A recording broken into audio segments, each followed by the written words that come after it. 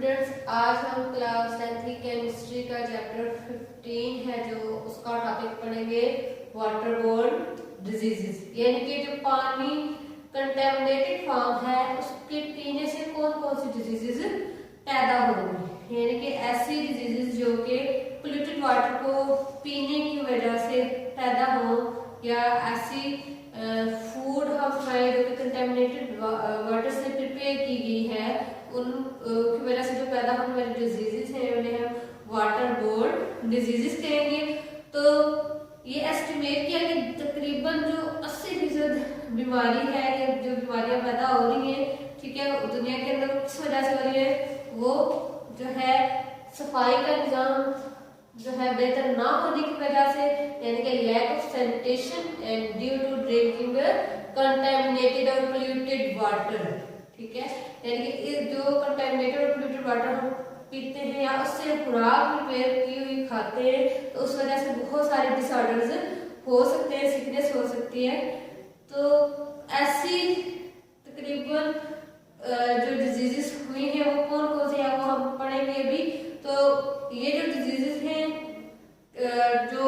Micro organism है पानी के अंदर वो प्रेजेंट होते हैं उनकी वजह से हो सकते हैं, या फिर टॉक्सिसिटी की वजह से, यानी कि जो टॉक्सिन्स होते हैं, जहरीले केमिकल्स होते हैं उनकी वजह से हो सकती है। तकरीबन जो 500 मिलियन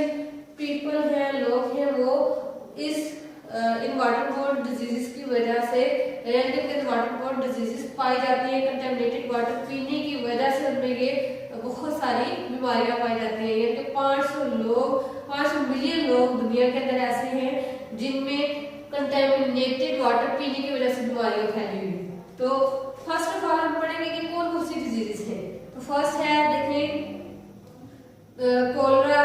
जो होती है, ठीक है, असहाल वगैरह, ठीक है, हैजा वगैरह जो होता है, टाइफाइड जो होता है, बुखार की आपको पता है टाइफाइड डायसेंट्री है, ठीक है, उसके अलावा मलेरिया जो बुखार होता है, नोजिया आपको पता है, नोजिया जो क्या है मतली वगैरह जो आती है, इसके अलावा लेप्रोसी आपको पता है जो कोट बर्न होता है, और इसके अलावा ये जो बीमारियां हैं किस वजह से होती हैं, ये बीमारियां भी जो पोल्यूटेड वाटर है उसको पीने की वजह से होती है। और ये जो पोल्यूटेड वाटर है इसके अंदर कौन सी चीजें हैं, कौन से ऐसे फैक्टर्स हैं, कौन से ऐसे रीजंस हैं जिसकी वजह से ये बीमारियां होती हैं। तो माइक्रो ऑर्गेनिजम्स हमने पढ़ा है, हो सकते हैं जिसकी वजह से बीमारियां होती हैं, या फिर जो हमने कहा कि टॉक्सिन्स हो सकते हैं। तो ये जो भी मैंने बीमारियां बताई हैं ये वायरस, बैक्टीरिया या फिर पैरासाइट्स की वजह से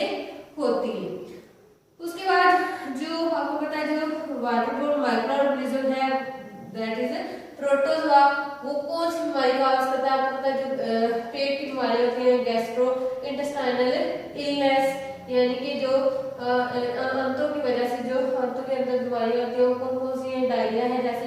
उसके अलावा वोमिटिंग, ठीक है, ये भी किस वजह से होती है, तो डायरिया वोमिटिंग प्रोटोजोआ काज कर रहा है। ये जो माइक्रो ऑर्गेनिजम्स है वाटर सरफेस पे प्रेजेंट होते हैं रेजर्वायर्स के फॉर्म में, या रेजर्वायर्स लेक्स और रिवर्स के जो वाटर सोर्सेज है उनकी सतह के ऊपर पाए जाते हैं ये माइक्रो ऑर्गेनिज्म। जैसे कि मैंने बताया कि प्रोटोजोआ है ये पेट की बीमारियां करता है, जैसे कि डायरिया और वोमिटिंग होती है इस वजह से। उसके अलावा देखिए जो लिवर डिजीजेज है वो कौन कौन से, जैसे कि वायरल हेपेटाइटिस है वो किस वजह से होता है, वो भी पोल्यूटेड वाटर को ड्रिंक करने की वजह से होता है। इसके अलावा जो ट्रैकोमा बीमारी है, ट्रैकोमा आपको पता है इस वजह से ब्लाइंडिंग हो जाती है, यानी कि ब्लाइंडनेस का मतलब है अंधापन। इंसान जो है अगर इस तरह का कंटेमिनेटेड वाटर है उसको पीता है तो उस वजह से ट्रैकोमा भी हो सकती है, ठीक है, ट्रैकोमा बीमारी है जिसमें इंसान में अंधापन हो सकता है। इसके अलावा आपको पता है वाटर के अंदर बहुत सारी मेटल्स या केमिकल्स प्रेजेंट होते हैं, तो क्रोमियम और निकल भी प्रेजेंट होती है पोल्यूटेड वाटर के अंदर। अगर हम ऐसा पानी इस्तेमाल करेंगे तो ये कैंसर काज कर सकती है, ठीक है, यानी कि जो क्रोमियम और निकल है इस वजह से कैंसर भी हो सकता है। अगर मर्करी इस पानी के अंदर प्रेजेंट होगी तो न सिर्फ हमारा नर्वस सिस्टम डिस्टर्ब होगा इससे, बल्कि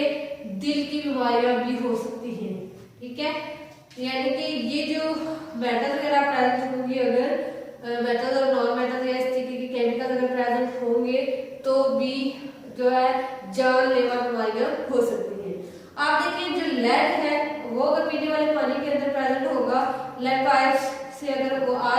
बात करें तो क्या होगा, इस वजह से ना सिर्फ हेमोग्लोबिन की जो सिंथेसिस है वो डिस्टर्ब होगी, बल्कि इस वजह से जो ऑक्सीजन की यूटिलाइजेशन है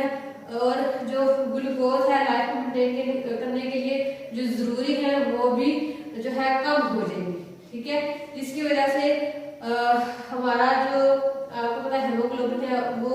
एक ऑक्सीजन कैरियर है, तो उसकी ऑक्सीजन कैरियर कैपेसिटी आपको पता है जितनी हेमोग्लोबिन कम होगी उतनी ही ऑक्सीजन की प्रोडक्शन भी कम होगी। ठीक है, जिसकी वजह से ब्लड ऑक्सीजन डेफिशिएंट हो सकता है। अब देखें जो कंटामिनेटेड वाटर है इसके अंदर डिफरेंट पोल्यूटेंट्स है और उनके डिफरेंट रोल है, डिफरेंट डिजीजेस उनकी वजह से होती है। अब एलजी भी आपको पता है प्रेजेंट होती है जो कंटामिनेटेड वाटर है, तो अगर उसके अंदर एलजी प्रेजेंट है तो उसका क्या रोल होगा, वो ना सिर्फ पानी के अंदर डिजॉल्व जो ऑक्सीजन होती है उसको उसकी कंसंट्रेशन को कम कर देगी, और अगर इसकी ऑक्सीजन कंटेंट कम हो जाएगा